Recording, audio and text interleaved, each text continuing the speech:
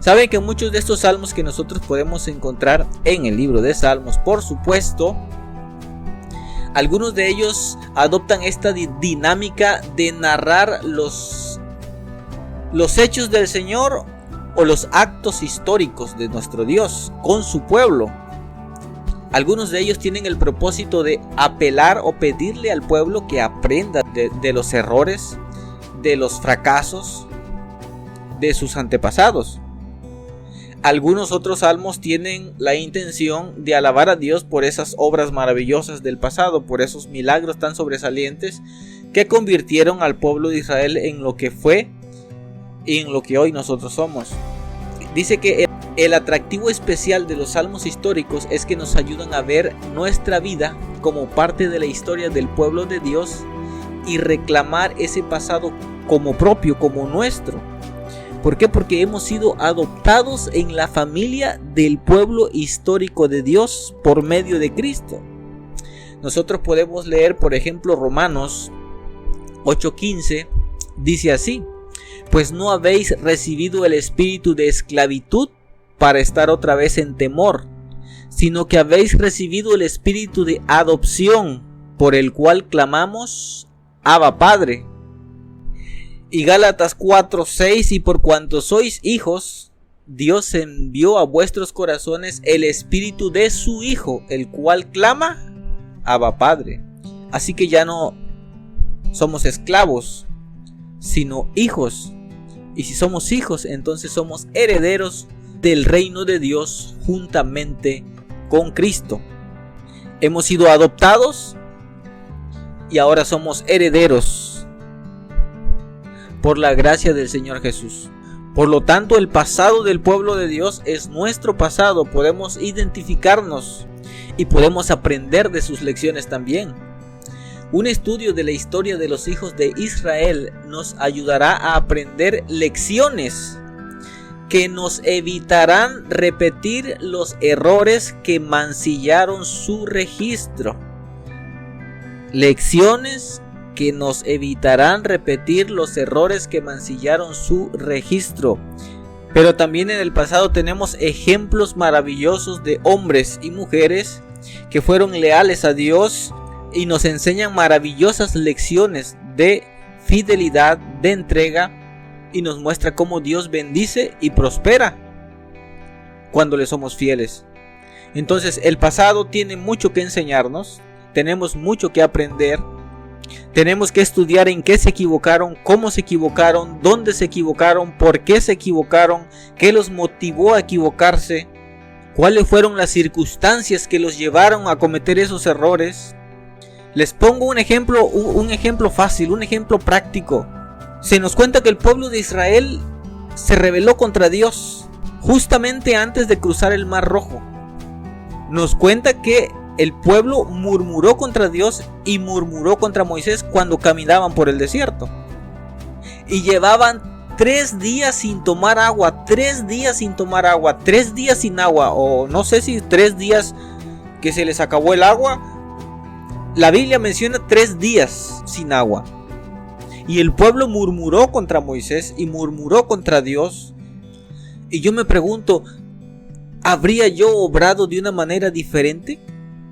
¿No habría yo dudado también después de 3 días de caminar por el desierto sediento, sin tener que tomar, teniendo a mis hijos allí sin tener que tomar, y luego quien nos está dirigiendo, quien nos va llevando, quien supuestamente Dios lo va conduciendo, en aquella persona que nosotros pusimos nuestra confianza porque Dios la dirigía, y de repente nos encontramos allí a mitad del desierto, sin ninguna esperanza de encontrar ningún tipo de salvación o agua por ningún lado? ¿Hubiera yo actuado, obrado de manera diferente? ¿No hubiese yo murmurado también? ¿No me hubiese quejado también? ¿No hubiera dicho Dios, ¿para qué nos trajo Dios a morir aquí en el desierto, en este desierto? ¿No hubiera sido mejor morir en Egipto? Es importante que analicemos el pasado, la historia del pasado, las circunstancias del pasado. Ver qué haríamos nosotros si estuviéramos en el mismo lugar. Porque circunstancias similares enfrentamos en nuestros días. circunstancias que nos llevan a dudar de que Dios realmente nos está conduciendo, circunstancias que nos llevan a preguntarnos, a cuestionarnos si quien va delante de nosotros realmente es el Espíritu Santo, si realmente hay un Dios poderoso que nos asegura la victoria. 3 días sin agua, piénsalo un poco, examínalo, ponte en ese lugar, en ese sitio. No había nada. Mirabas hacia el norte, al sur, al este, al oeste y arena pura, a la mitad del desierto. Tus hijos con la boca reseca, con los labios resecos. Todos allí, a mitad del desierto, muriéndonos de sed. Algo similar pasó cuando el pueblo de Israel fue sacado de Egipto. Los venía persiguiendo el faraón con todo su ejército, y Moisés los llevó justamente enfrente del mar, y allí se encontraban, delante de ellos había agua para morir, ahogados. De un lado y de otro lado había montañas, enormes rocas para las cuales no se podía uno ir a refugiar para allá, y detrás el ejército. ¿Qué haríamos tú y yo hoy si nos encontrásemos en una circunstancia como esa, encerrados allí? Nos vienen persiguiendo para matarnos. ¿Serías capaz de mantenerte fiel a Dios, de confiar en sus promesas y saber que Él te va a librar en esos momentos de peligro? Es fácil juzgar cuando estamos desde la comodidad de nuestro hogar, estudiando la historia, cuando la cartera tiene suficientes recursos para surtir el mandado, cuando nuestros hijos tienen salud, cuando tenemos un trabajo donde nos va bien, cuando no hay personas acechándonos tratando de quitarnos la vida. Es fácil estudiar el pasado y pensar que haríamos las cosas diferentes. Dice, el objetivo final es comprender que cada generación del pueblo de Dios desempeña un papel pequeño pero significativo en el gran despliegue histórico de los propósitos soberanos de Dios en el gran conflicto. Cada generación tiene o desempeña un papel pequeño pero significativo, y este es nuestro tiempo.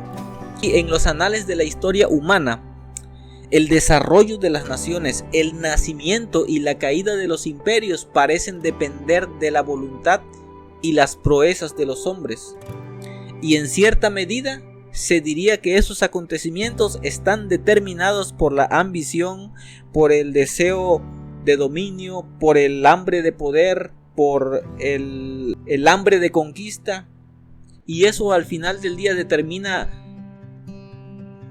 la caída y el surgimiento de los imperios. Pero cuando estudiamos la palabra de Dios y se puede recorrer el velo y darnos cuenta que por encima, por detrás y a través de todos esos intereses humanos, pasiones humanas, ambiciones humanas, a través de todo ello podemos contemplar a los agentes de Dios que cumplen silenciosa y pacientemente sus obras y sus actos de misericordia. Podemos meditar en las obras de Dios, en los milagros maravillosos que ha hecho en favor de otros y que quedó registrado en la palabra de Dios, en las Sagradas Escrituras, para fortalecer nuestra confianza en Él en este tiempo. Cuando Dios abre el mar rojo, cuando Dios saca agua de la peña, cuando Dios alimenta a una nación entera en el desierto. En una ocasión le pidieron a Moisés: Señor, danos carne, queremos carne. Y va Moisés todo molesto, inquieto a presentarse delante de Dios y le dice: Señor, tu pueblo me está pidiendo carne, ¿qué voy a hacer yo? Son miles, millones de personas.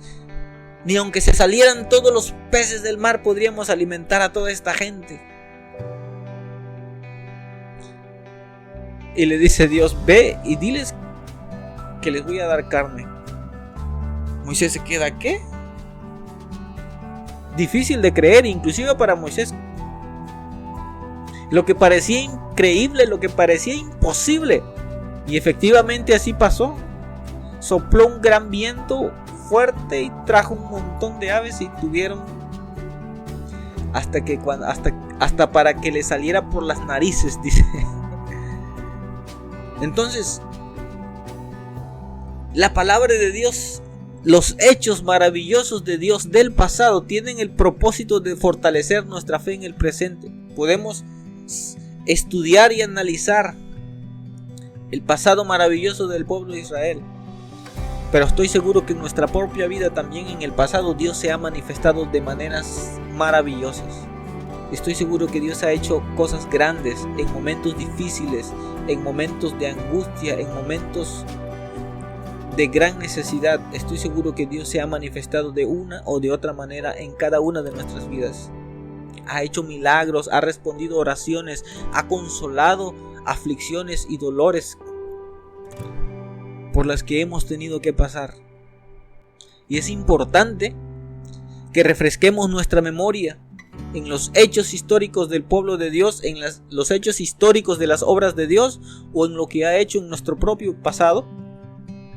Porque dice que mientras nosotros hagamos eso, nuestra fe se va a fortalecer mediante la contemplación de los temas celestiales. Dice, nuestras oraciones serán más aceptables a Dios, porque estarán más mezcladas con fe y amor.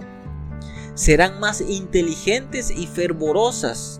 Habrá una confianza más constante en Jesús.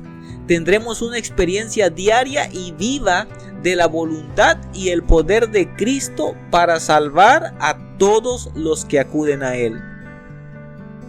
Es interesante, una mayor confianza en Dios. No es lo mismo para Dios escuchar y responder una oración que se eleva a Él con confianza y con fe,